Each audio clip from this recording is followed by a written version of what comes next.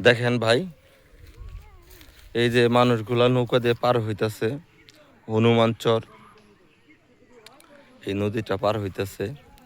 আমরাও কিছুক্ষণ আগে পার হইলাম, পার হইয়া আসলাম আপনাদের এটা দেখালাম। ওই যে ওখানে সাঁকু আছে, সাঁকু দিয়েও পার হইতে হয়, পার হওয়া যায়। তারপর এই যে আপনার নৌকাও আছে।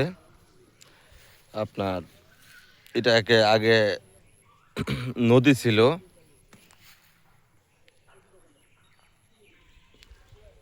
নদীটা এখন বৃষ্টি হওয়ার পরে এখন নদীটা মইরে গেছে, অনেকেই বলতেছে মইরে গেছে। আপনি দৃশ্যটা দেখছেন, এখানে বাড়ি ঘরও আছে, দেখতেও এটা অনেক সুন্দর।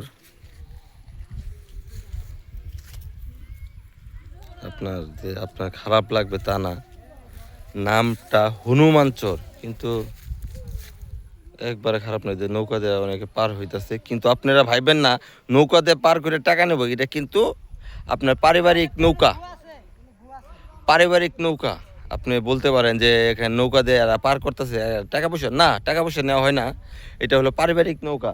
ওই পাশ থেকে এই পাশে পার হওয়ার জন্য এরা যারা যারা এই পাশে আছে তারা ই করছে। এখানে স্কুলও আছে, আপনারা দেখছেন। স্কুলটার নামটা আমিও এখন দেখিনি, এই জন্য আপনাদের বলতে পারলাম না। ঠিক আছে, আশা করি আপনাদের আবার পরবর্তী যখন আমরা ওখানে যাব তখন আপনাদের নামটা বলবো। নামটা হনুমানচর।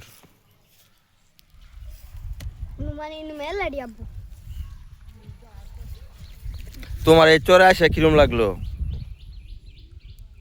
হ্যাঁ,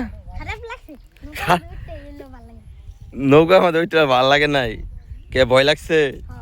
কে নৌকা তা কখনো উঠো নাই তো না? ও পীরের বাড়ি যাওয়ার সময়, আচ্ছা আচ্ছা আচ্ছা। এই যে অনেকে পার হইতেছে, এই যে নৌকাটা আইসা পড়ছে প্রায়।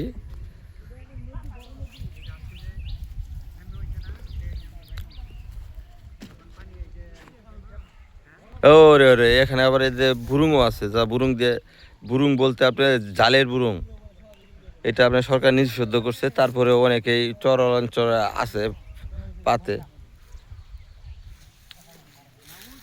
আপনাদের নৌকাতে ওই ট্রেনে আসার পরে কেমন লাগলো ফিলিংসটা? খুব ভালো লাগছে। ওই দেখেন অনেকেই বলতেছে ভালো। এই যে এটা হলো মাঝি, বুঝছেন? মাঝি ভাই, পার করতে কত টাকা নিলেন ভাই?